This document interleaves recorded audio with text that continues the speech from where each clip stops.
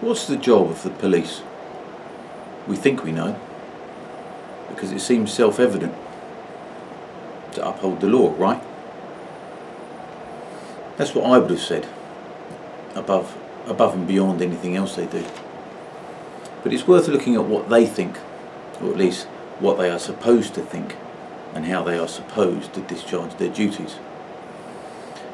The police force polices by consent, we're often told. But what does that mean? Again, some of us think we know. But we don't have to guess, since there is a Home Office definition. The British police force was the first professional police force in the world, when it was founded by Sir Robert Peel in 1829. Robert Peel is the reason that British police are often referred to as bobbies.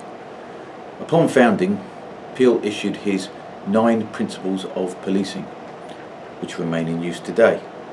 And a quick rundown of those principles will allow us to judge whether the police are in fact doing what they are supposed to do. They are as follows. 1. To prevent crime and disorder as an alternative to their repression by military force and severity of legal punishment. Well, that sounds as we would expect, and is probably preferable to using the army. Number 2. To recognise always that the power of the police to fulfil their functions and duties is dependent upon public approval of their existence, actions and behaviour, and on their ability to secure and maintain public respect. So the second principle is dependent upon public approval and on their ability to secure and maintain public respect. Public approval and respect. Dependent upon. Well, as far as I'm concerned, the police have neither my approval nor my respect, and so their power over me, in theory at least, is much diminished. Principle 3. To recognise always that to secure and maintain the respect and approval of the public means also the securing of the willing cooperation of the public in the task of securing observance of laws. So, following on from Principle 2, the police are required to secure the willing cooperation of the public. So, in my mind, having failed to secure either my approval or respect, they will also be failing to secure my cooperation in the pursuit of their duties. 4. To recognise always that the extent to which the cooperation of the public can be secured diminishes proportionately the necessity of the use of physical force and compulsion for achieving police objectives. So, since my cooperation cannot be secured by the police at the present time, the force that they will use in their objectives will necessarily increase. So we need to prepare ourselves for a combative day on the 14th, it seems. Number 5. To seek and preserve public favour, not by pandering to public opinion, but by constantly demonstrating absolute impartial service to law in complete independence of policy and without regard to the justice or injustice of the substance of individual laws, by ready offering of individual service and friendship to all members of the public without regard to their wealth or social standing, by ready exercise of courtesy and friendly good humour, and by ready offering of individual sacrifice in protecting and preserving life. To seek and preserve public favour. Failed in large part, I would say. And then we have demonstrating absolutely impartial service to law. Well, to anyone who knows the details of Tommy Robinson's arrest, supposedly for reporting on an ongoing trial, might like to ask why the Huddersfield Examiner and other reporters were not arrested along with him. Furthermore, where were the reporting restrictions when it came to the arrest of Rolf Harris and the raid on Cliff Richard's house? Were the reporters of the BBC, ITV, Channel 4 and Sky News also arrested for their irresponsible actions in possibly influencing the outcome of the trial? Number 6. To use physical force only when the exercise of persuasion, advice and warning is found to be insufficient to obtain public cooperation to an extent necessary to secure observance of law or to restore order, and to use only the minimum degree of physical force which is necessary on any particular occasion for achieving a police objective. I would point you to the case of Amy, a mature woman who was arrested with quite obviously seriously excessive force by two police officers in her own home, one of whom repeatedly and stridently kept saying, "Do not resist us." Her crime? Saying sarcastically to a young able-bodied man who had parked in a disabled bay, "Have a gay day." She now has a record for homophobic hate speech. Principle 7. To maintain at all times a relationship with the public that gives reality to the historic tradition that the police are the public and that the public are the police, the police being only members of the public who are paid to give full-time attention to duties which are incumbent upon every citizen in the interests of community welfare and existence. So the police are the public, are they? And the public are the police. Would the public arrest people for speaking their minds? Would the public arrest pensioners for homophobic hate speech for saying "have a gay day"? Would they arrest people for religious hate speech for pointing out the Speaker's Corner is specifically not for praying? And would the public ignore the systematic gang rape of thousands upon thousands of children for decades? No, the police are not the public. The public, the British public at least, are decent and reasonable and fair-minded on the whole. The police are none of these things, and more's the pity that the public are not the police. If they were, I'm convinced in fact, that if they were, they would be doing a far better job than these pathetic, spineless automatons that currently shame the office they hold. Principle 8. To recognise always the need for strict adherence to police executive functions and to refrain from even seeming to usurp the powers of the judiciary of avenging individuals or the state, and of authoritatively judging guilt and punishing the guilty. Avenging the state. Tommy Robinson, anyone? And the final principle, number 9, to recognise always that the test of police efficiency is the absence of crime and disorder, and not the visible evidence of police action in dealing with them. The test of police efficiency is the absence of crime and disorder. So once the total surveillance network is completely in place, so that no citizen can go anywhere, meet anyone, phone anyone, email anyone, buy anything, say anything, visit any website, or even do anything whatsoever without the state knowing about it, and being able to pluck that person out of society with impunity and total efficiency, and placing them into immediate and total invisibility, then they will be able to demonstrate their adherence to their goal of the absence of crime and disorder. So yeah, on principle 9, I reckon they're bang on track to achieving that.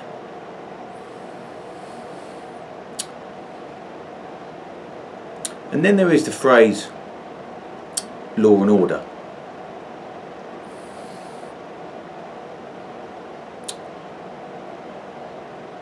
And that suggests that there are two parts to policing. One, the first one, is the law, and the second is order. It is the police's first responsibility to uphold the law. Likewise, the phrase suggests that the maintenance of order is the secondary responsibility. And the 9 principles seem to mirror that. Both factors need to be considered. And sometimes, just sometimes, I'll accept that order must take precedence over law. But surely the upholding of the law must come first. Without fear or favour, I think, is the phrase in the police force's mission statement. without fear. Get that? When that young Canadian woman, Lauren Southern, went to Luton and set up a stall asking, "Is Allah gay?" or maybe it was Mohammed, she was demonstrating a courage that should have been supported and protected. Her right to free speech should have been supported and guaranteed by the police who were there. The fact that her actions were offending people is not relevant. What the police should have done was to stand there and protect her from the Muslim snowflakes who were threatening to get violent because their feelings were hurt. That's what they should have done, but they were quite obviously too cowardly to uphold the law. So what they did instead was to priority order over law and force her to pack up under threat of arrest. Why? Because they were fearful of a violent reaction. And how pathetic is that? Lauren Southern is a petite, slight, blonde 23-year-old woman, and she set up the stall with perhaps 2 other people. If she wasn't fearful, why the hell were the police? Without fear or favour? Do me a favour, you pathetic worms. When I was 18, I applied to join the police force. I didn't go through with it for a variety of reasons. I went to the first interview and they kind of put me off, to be honest. This would have been the mid-80s, and I knew about the London Metropolitan Police Force, otherwise known as the Met, was still recovering from the slew of corruption cases in the 70s. As I remember it, they asked me why I wanted to join, and I said that I wanted to expose corrupt coppers, which the recruiting officer was a bit taken aback by. In hindsight, it's not surprising that he tried to put me off. I probably wasn't someone who could be relied upon to close ranks when it mattered. Anyway, I didn't take it any further, and I'm glad I didn't. Because I heard about a lot of people who went in for a few weeks, a few years, and left, utterly demoralised by the amount of racism they had to deal with. It seems as if the charge of the police being institutionally racist was true. So I wouldn't have been able to handle that either, and I would also have left. I wouldn't have been immune to the esprit de corps any more than anyone else, and would probably have covered up things I shouldn't have. I imagine it's quite corrosive on a person's psyche. And I can imagine how it happens, how corruption happens. A senior officer takes you under his wing. He likes you, and he helps you in the job. Maybe he saves your ass somehow. Perhaps he covers up for you when you fucked up. But nevertheless, you're welcomed into the fold as one of us. And then you see him take a brown envelope from a known drug dealer, or he beats someone up, or plant some evidence, and you don't say anything because you like him and you feel you owe him. And then the next time he does it, you can't say anything because you didn't speak up the first time. So now you're stuck. You're compromised. What can you do? Resign? But you don't want to resign. So you stay, and then you rationalise the compromises you've made. Well, at least I care. At least I know it's wrong, so I can limit it. That's what you tell yourself. After all, if it was someone else, maybe they wouldn't care at all. Maybe you might get someone really corrupt. So you carry on, doing the best you can, considering the strength you're operating under. And it takes its toll. You lose your crusading spirit, the fire in your belly, and you begin to degrade the job you're in. You begin to water down the trust that you're held in.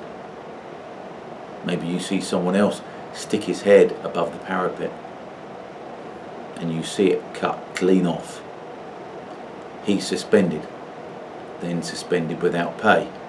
Then someone in the hierarchy orders his record to be picked over with a fine-tooth comb, and he's dismissed for gross misconduct because he logged 4 hours. He logged 4 hours overtime that he didn't actually do 6 years ago.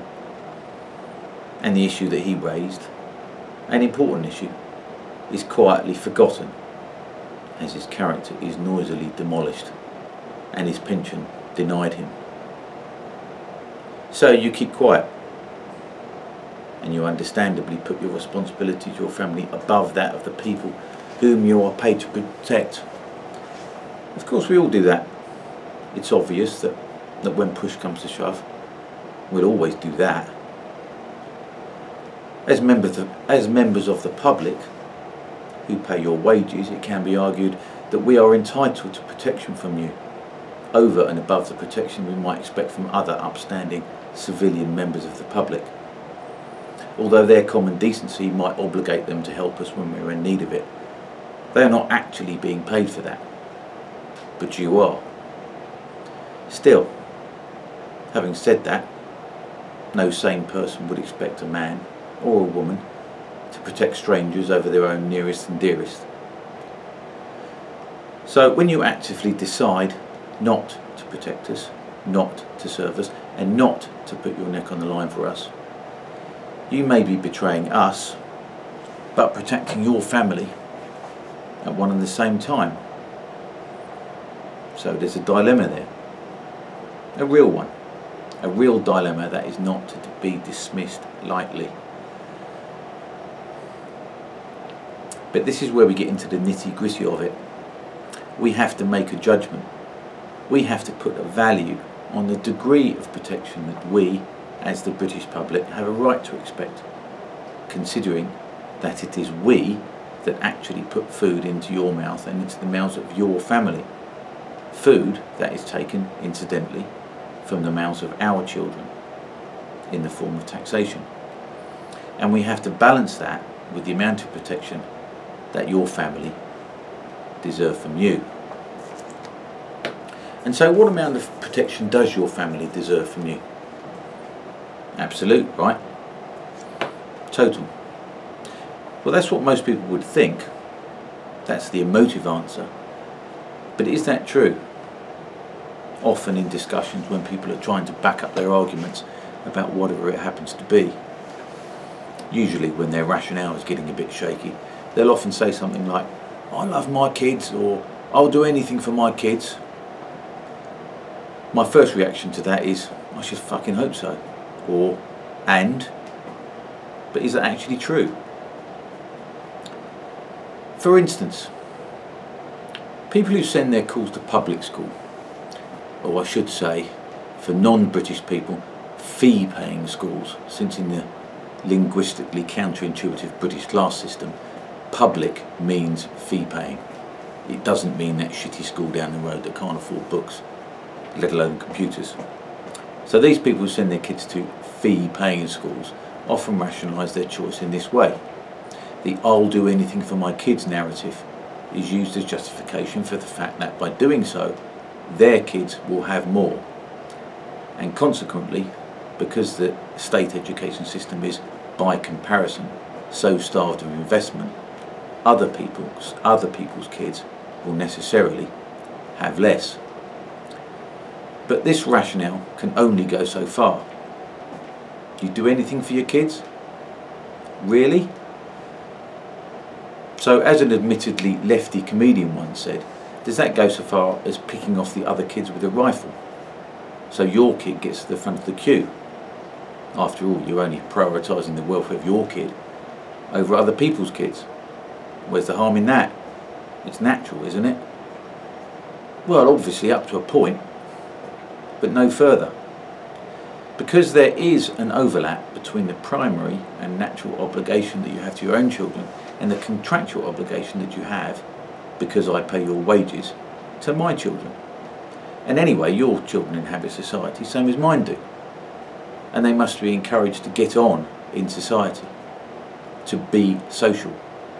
Many of you may not agree with my stance on private education, or private medicine for that matter. But what does it profit a rich man who removes his child from society by sending her to an exclusive fee-paying school, but then that child remains at risk from that very same disenfranchised, impoverished, and not to say resentful, and maybe even vengeful society that they have been separated from? Put simply, what's the point of enjoying the freedom-giving benefits of a Bentley on the open road if you get carjacked at the first traffic light from the marauding foot-bound masses on the street? So putting your family before mine is a form of corruption. But that kind of corruption, although undesirable, is the kind of low-level corruption that most people will understand, if not actually condone. But to be looking the other way when children are getting gang raped, is that understandable? That's a bit more than failing to protect us. And the police force, sure as fuck, are not protecting us. Why? Because protecting the innocent, law-abiding, decent public from antisocial, depraved and violent criminals requires courage. Courage you lot quite obviously just don't have. And I will go as far as to say that even the most violent criminals possess more courage than do most of you. Because a violent man, a man who likes violence and likes to beat people up and to show his dominance over other men, not only requires the balls to risk getting beaten up and seriously injured himself, but he also has to have the balls to risk imprisonment. Now the police, even and especially the tough guy police, are not willing to risk that. They may be equally violent, they may equally get off on beating people up, but they want to be secure in the knowledge that they will always be on the side of the authorities. For that reason, even the supposedly tough guy coppers are also cowards. Now, I'm not saying that I admire violent criminals. I don't. They scare me, as they scare most normal people. I don't want them anywhere near me. But I've now realised that the British police, and in particular the British police, are particularly cowardly because they, unlike the police forces of the United States for instance, do not have to face an armed populace. At least American cops, even the very worst ones, do have to face the very real threat of being killed every time they go on duty. So you're worried about your pension. So that's the reason none of you said fuck all about the rape squads, is it? Is the worry about your pension the reason you don't actually investigate real crimes anymore, but just sit in the police station and scroll endlessly through Facebook and Twitter trying to find hate speech until your tiny cowardly brains ache, and boast about it on your Twitter page as if you were actually doing something worthwhile? Is concern about your pension the reason that instead of taking seriously a woman in her 60s who was complaining about Muslims praying at Speaker's Corner, which you're not allowed to do, you instead break down her door, put her in handcuffs and arrest her for hate speech? So if you think you deserve my respect for being on the front line in your stupid stab vests and your high-vis jackets, you've got another thing coming. And what does it mean to be on the front line in the UK anyway? As the Americans have repeatedly and smugly pointed out, we're an unarmed population. What are we going to do? Come at you with a mug of tea? You're not putting yourself at risk. Of course there are exceptions. Sure, there was the copper who was killed outside the Palace of Westminster. But who was he protecting? MPs, politicians, the political class, the elite. So back to the dilemma of the compromised policeman. Like I say, I understand that there is a dilemma. I understand the dilemma of the father versus the public servant. I understand the compromises of protecting the public and protecting your pension. But do I condone them? Do I fuck? Fuck you and your fucking pension, you cowardly fuck. And you are a coward. You are all cowards. Go on, convince me you're not. I'm listening. I'm self-employed. I don't have a job. I don't have wages. I don't have a salary that is paid into my bank account on the 1st of the month. Every month. I don't have that. Want to know what else I don't have? Statutory sick pay. I don't get paid for bank holidays. I don't get holiday pay. If I have a holiday, it costs me twice as much as it does you. Since I not only have to pay for the holiday, I also have to pay for the time that I'm not working. And I don't get overtime either.